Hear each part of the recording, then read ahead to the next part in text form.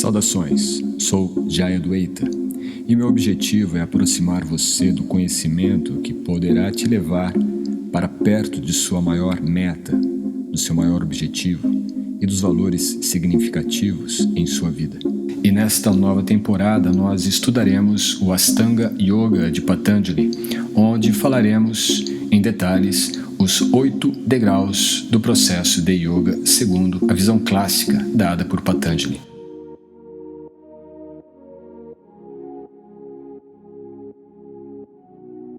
O quinto degrau do yoga, no Ashtanga Yoga de Patanjali, é Pratyahara. A maneira de proteger a mente repelindo os objetos dos sentidos é chamado de Pratyahara.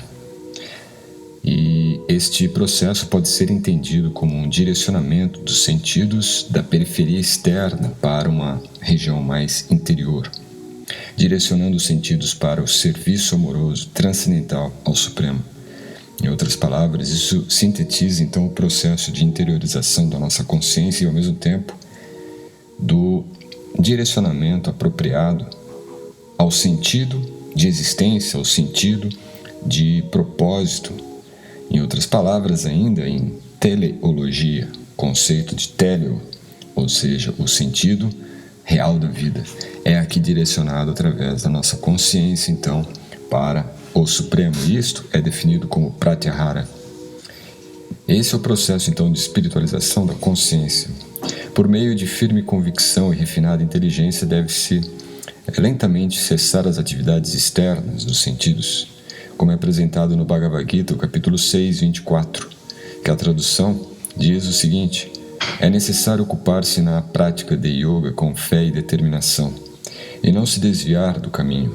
Deve-se, sem exceção, abandonar todos os desejos materiais nascidos da especulação mental, e desse modo controlar todos os sentidos por completo, através da mente. Este verso confirma o conceito de Pratyahara nas palavras de Kamans Tyaktva Sarvan Asheshataha.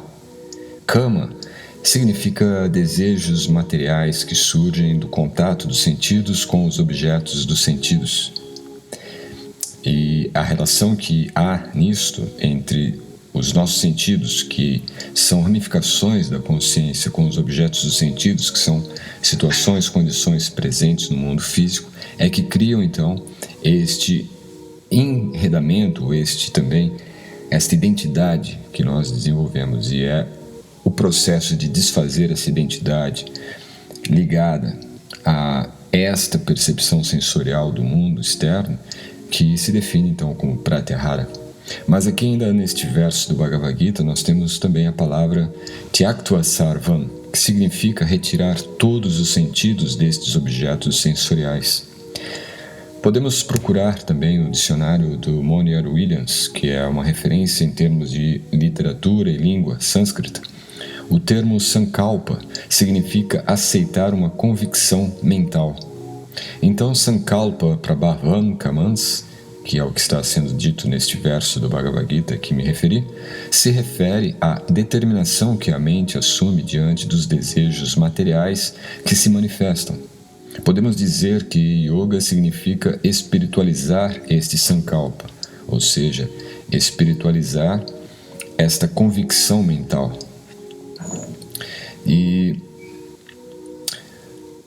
desse modo, a mente, sendo material, ela tem atração também por objetos materiais. O que significa então que através de sankalpa nós estaremos trabalhando a espiritualização deste foco de atração que a mente tem. E esse processo então de reverter o sankalpa, ou esta atração, ou ainda mais, entendendo de forma mais plena, a esta convicção mental que está, de certa forma, condicionada por uma convicção mental material, ela se torna então uma convicção experiencial, espiritual. E isto então é o que se define como Pratyahara. Por outro lado, se este mesmo sankalpa é espiritualmente direcionado com o auxílio de uma inteligência resoluta, as convicções mentais tornam-se espirituais. Este é o método autêntico do yoga: espiritualizar as tendências materiais da mente e dos sentidos. Então nós vemos que Sankalpa é algo muito mais amplo e profundo do que o termo Sankalpa quando aplicado numa aula de yoga, em que simplesmente nós direcionamos agora o Sankalpa, não é? A intenção da aula, não é uma intenção. Sankalpa é algo mais do que isso, é uma convicção mental. Intenção é quando você coloca no automático algo para, de repente, se der para acontecer, ocorrerá. Mas Sankalpa não, Sankalpa é um conceito mais intenso, de convicção mental. Você realmente força a sua direção dos pensamentos e das forças internas, não é? De dúvidas, de inseguranças, de incertezas, todas elas são dissolvidas diante de uma convicção mental. Aquilo que nós sabemos, porque já está definido dentro de nossa consciência, é esta convicção. Mas como direcionar internamente os sentidos para que eles sejam espiritualizados? A resposta é Bhakti. Krishna diz isto, que sempre que a mente divague devido à sua natureza inconstante, deve-se coibi-la e trazê-la sob o controle do eu. Ou seja, a mente ela vai estar sempre fugindo deste processo de pratyahara, ela nunca vai se direcionar de uma maneira natural para o centro, ela vai estar sempre buscando a periferia.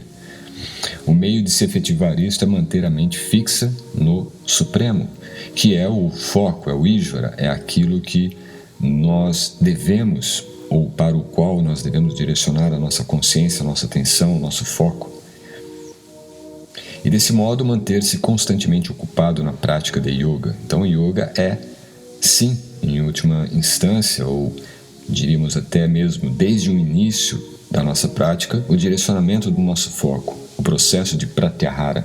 E processo esse então que direciona o nosso foco de atenção, o nosso foco de consciência para restabelecer esta relação com o referencial supremo, com Ishvara. Observando dessa forma, então, a presença do Senhor, a presença do Supremo em todas as entidades vivas, em todas as situações e a todo momento. Espiritualizar os sentidos significa purificá-los da contaminação material por meio do serviço devocional amoroso transcendente. O ponto é que, além destes sentidos materiais que pertencem ao corpo material, há os sentidos espirituais que pertencem à alma. A ideia é de que, com a prática constante do yoga, mesmo em seu aspecto mecânico, adquire-se controle mental e passa-se a desenvolver as atividades internas da alma, com os seus sentidos transcendentais. Essas atividades são realizadas internamente para o prazer da pessoa suprema. E, como se declara também no Bhagavad Gita, capítulo 6, verso 27, o yogi alcança a perfeição da felicidade transcendental, yoginan sukham uttanamam. E sem dúvida alguma, este conhecimento autorizado auxilia a prática de pratyahara. Por esse motivo, pratyahara é considerado como o degrau que serve de ponte entre a prática externa e interna do yoga. É a partir dele que o yogi trabalhará profundamente dentro de si mesmo sua busca particular pela verdade absoluta. De acordo com a filosofia Vedanta ou Sankhya, o mundo material é formado de 8 elementos. 5 deles são densos, grosseiros, terra, fogo, ar, água e éter. E outros 3 são sutis, mente, inteligência e o ego.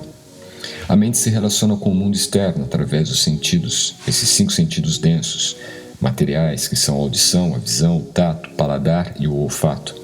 Dependendo da maneira como são utilizados os sentidos no contato com objetos, os sentidos podem se enredar ainda mais nos grilhões das atividades materiais que resultam em apego, sofrimento e lamentação. No entanto, o yogi age como uma tartaruga que se esconde dentro do casco quando percebe a presença de um perigo. Esta metáfora é dada também no Bhagavad Gita, capítulo 2, verso 58.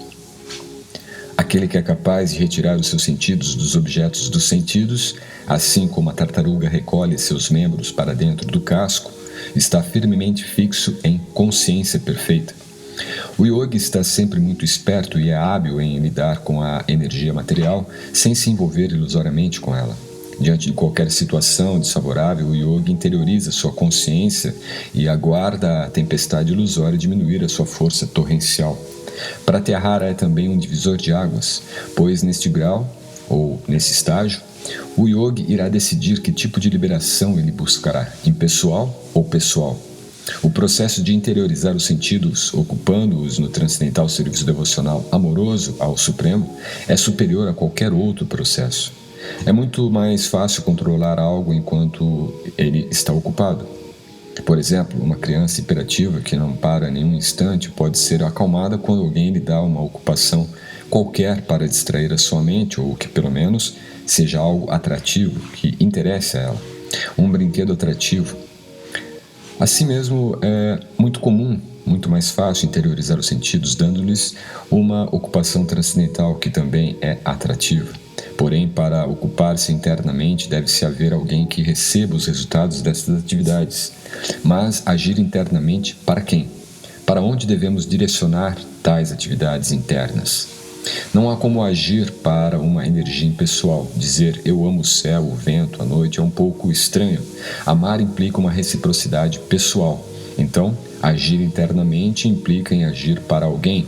E este alguém é a Suprema Personalidade, o Paramatma, ou Ishvara. Agora, querer interiorizar os sentidos em atividades impessoais ou inatividade é muito mais difícil e frustrante. Esta é a diferença entre Bhagavan Pratyahara e Brahman Pratyahara, servir a uma pessoa suprema ou servir à refulgência impessoal desta pessoa suprema, deste corpo transcendente.